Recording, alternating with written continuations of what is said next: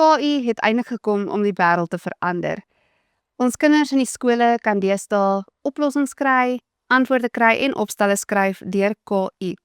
Maar die belangrike vraag is, hoe gebruik hulle dit en hoe moet hulle dit gebruik? Ek is Leandie Brasler en jy kyk na Skoolslim en vandag het ons 'n spesiale episode wat verfilm word by Marula Media en ook tydens die SOS Nasionale Kongres. My gas vandag is Quentin Meets van Hoër Meisieskool La Rochelle in die Kaap, in die Parel. So Quentin, baie welkom hierso. Baie dankie. Quentin, ek gaan sommer net begin om vir jou te vra. So KI het 'n manier waarop ons leerders, jy weet, take doen en oplossings kry, navorsing doen en ook huiswerk. Ek is seker julle kan dit sien.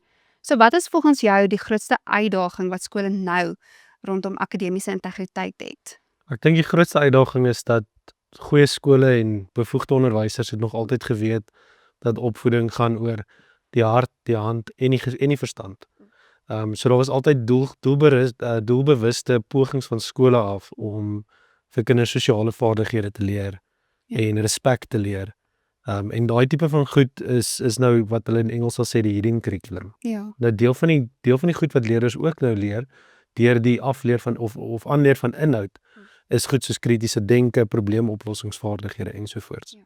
Nou die probleem met KI is wanneer die leerder die aanleer van die inhoud kan omseil, dan omseil hulle ook die proses waar hulle nou kritiese denke, kreatiwiteit en dan natuurlik ook probleemoplossing aanleer.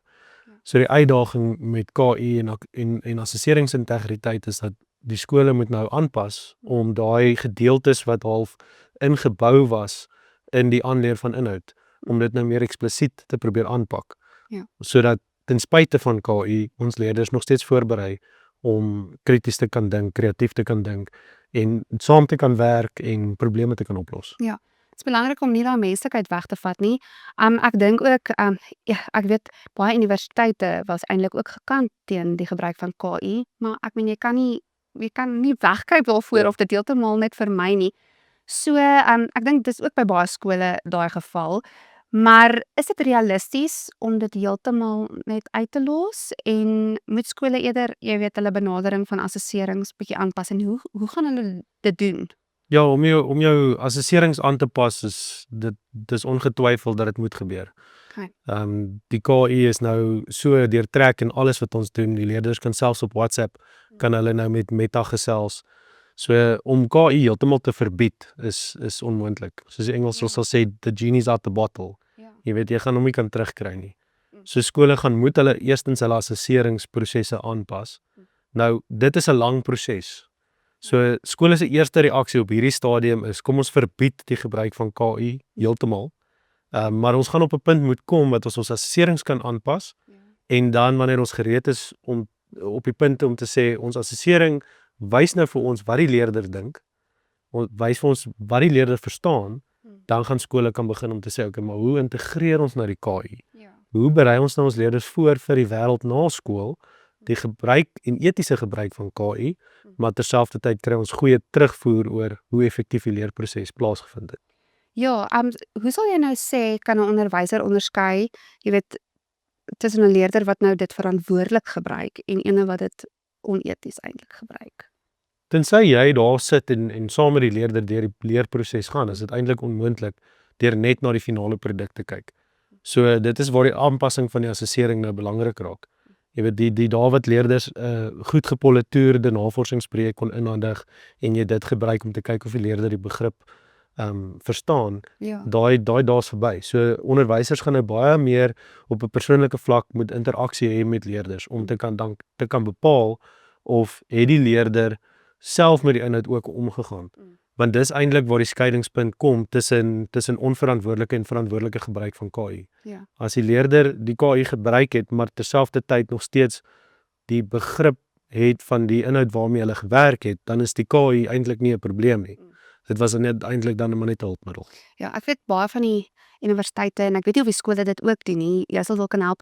Met baie keer wat hulle take en gedoen, dan moet hulle ook wys. Hulle moet die skakel gee en wys van hoe hulle KI gebruik het, ChatGPT byvoorbeeld.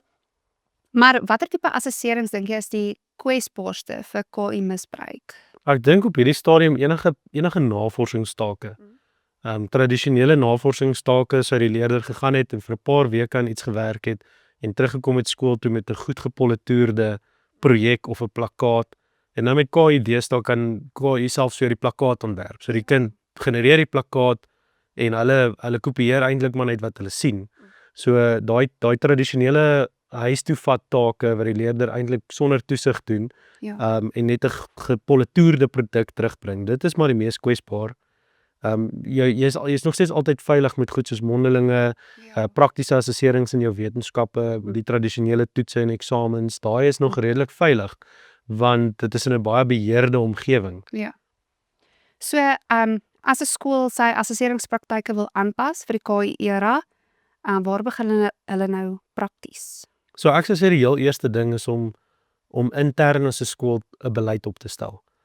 Daar moet 'n beleid wees wat aan jou ouers gekommunikeer word, aan jou leerders gekommunikeer word, aan jou onderwysers gekommunikeer word. En dit stel basies die verwagting van die speelveld. Wat verwag ons van hoe jy met KI omgaan?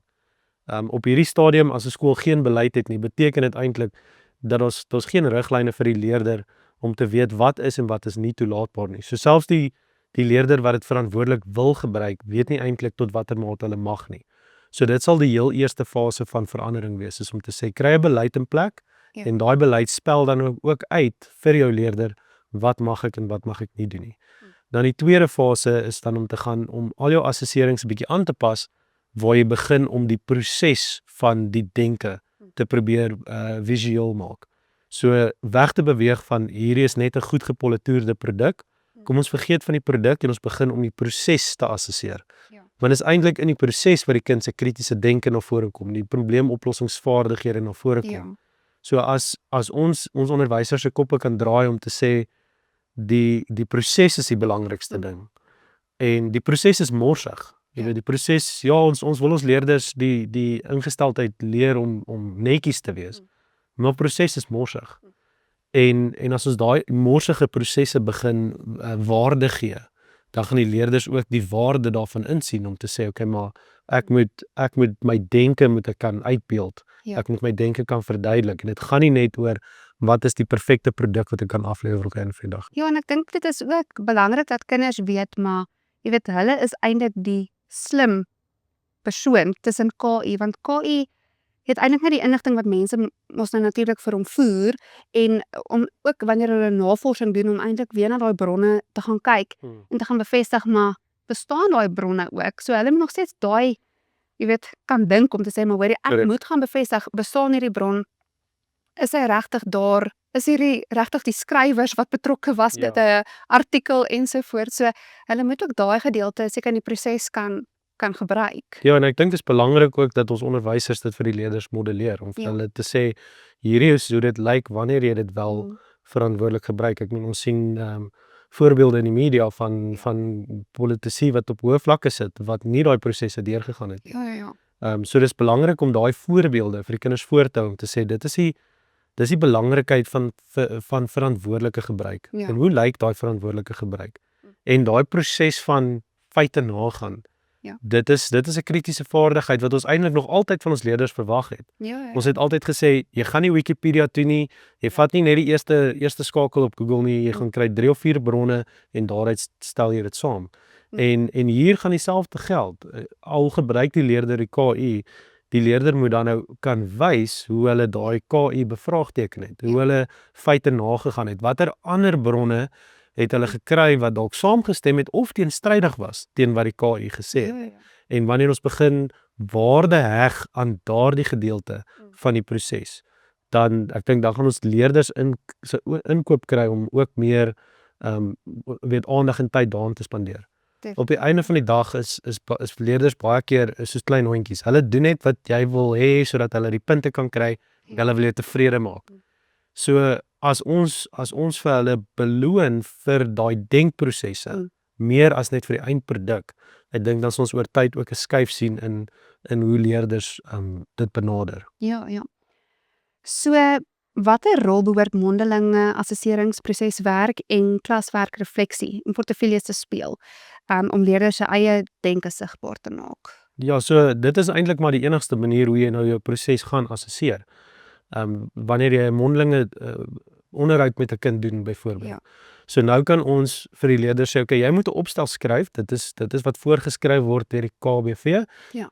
Dit sê jy moet nou 'n opstel gaan skryf, maar nou kom jy nou met jou opstel klas toe. Jy ruil daai opstel uit met 'n maat in die klas Ja. en julle begin 'n dialoog of 'n debat rondom dit wat jy geskryf het. Want dan begin die leerder die waarde daarin sien om te sê, okay, maar ek moet my gedagtes orden sodat dit wat ek op papier sit, dat ek bereid is om dit te verdedig. En dan informeel tussen die onderwyser en die leerder ook daai tipe van gesprekke. Op die einde van die dag vereis die KBV nog steeds dat die opstel is die ding wat geassesseer moet word. Maar wanneer ons hierdie informele debatte inbou, 'n paar vragies hier en daar, refleksievragies, dan forceer dit die leerder om nog steeds te weet wat aangaan in die werk wat hulle afgelewer het. Ja. So dan begin ons hulle in 'n mate dwing om aktief om te gaan met die inhoud wat hulle nou selfs deur die KI gegenereer het. So Quentin, my laaste vraag dan aan jou. As jy vir skole nou 3 kernbeginsels moes gee vir assessering in die KI wêreld, wat sou dit wees sodat onderwysers nie oorweldig hoef te voel nie? So ek dink die heel eerste ding is om 'n beleid op te stel. As 'n skool stel 'n beleid saam, 3 of 4 vlakke van verwagting van wat mag leerders doen, wat mag hulle nie doen nie, en kommunikeer dit aan die onderwysers, en die onderwysers moet dit ook aan die leerders kommunikeer wanneer daai assessering uitgaan, om te sê jy mag KI gebruik, maar net as 'n hulpbron. Hierdie is hoe jy dit moet indien, hierdie is jou bewysstukke, dit is wat ek van jou verwag. So as daai beleid in plek is, dan voel die onderwyser dat hulle hand is versterk om dan te kan optree indien 'n leerder wel buite die grense beweeg. Maar dit stel ook die leerder in staat om te weet wat mag en wat mag ek nie doen nie. Baie keer gaan die leerder die kort pad vat vir gerieflikheid, nie omdat hulle wil kroek nie, maar eintlik maar net omdat hulle so besig is met 14 vakke en sport en. So dan vat hulle die kort paadjie. So as die beleid in plek is en almal weet wat van hulle verwag word, ek dink dan skep dit 'n veilige speelveld. Dan die tweede ding wat belangrik is dat onderwysers moet hulle self ook opskerp oor KI. Ek dink dit is belangrik dat onderwysers weet wat kan KI doen, wat kan hy nie doen nie. As jy weet wat die vermoë van die KI is, dan gaan jy dit ook in jou leerprosesse en in jou assesseringsprosesse inbou. Ja. As jy weet dat KI vir jou 'n goed gepolitoerde produk gaan aflewer, dan weet jy gaan nou jou proses bietjie moet aanpas, maar ook hoe kan ek my leerders lei om dit verantwoordelik te gebruik? En daar moet die onderwyser die KI tools wat tot hulle beskikking is goed verstaan.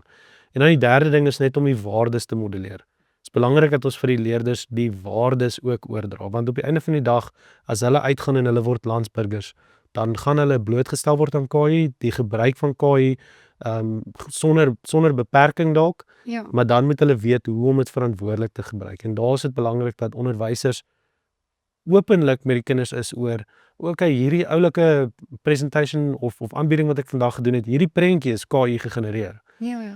Wanneer leerders dan begin sien dat daar is etiese verklaring van wanneer gebruik ek dit, wanneer gebruik ek dit nie, dan word dit nie taboe nie, dit word nie die ding wat jy onder die matras wegsteek nie.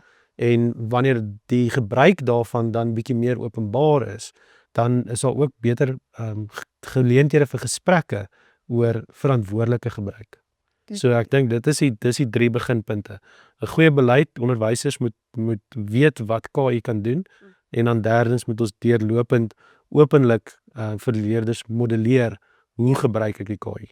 En ek dink ook 'n skool hoef nie noodwendig te wag vir die departement van onderwys om opleiding te gee oor hoe KI werk nie. Nee, glad nie. Skool kan self eienaarskap vat, en as daar 'n onderwyser is wat KI goed verstaan, kan daai persoon 'n werkswinkel aanbied en die ander onderwysers heel moontlik ook meer inlig daaroor. Ek dink dit is wat lekker is van die skole, is dat hulle ook kan eienaarskap vat om mekaar te versterk. Ja, nee, korrek. Ek meen ons is nou 3,5 jaar in die pipeline af van KI wat ons wêreld kom omkeer het.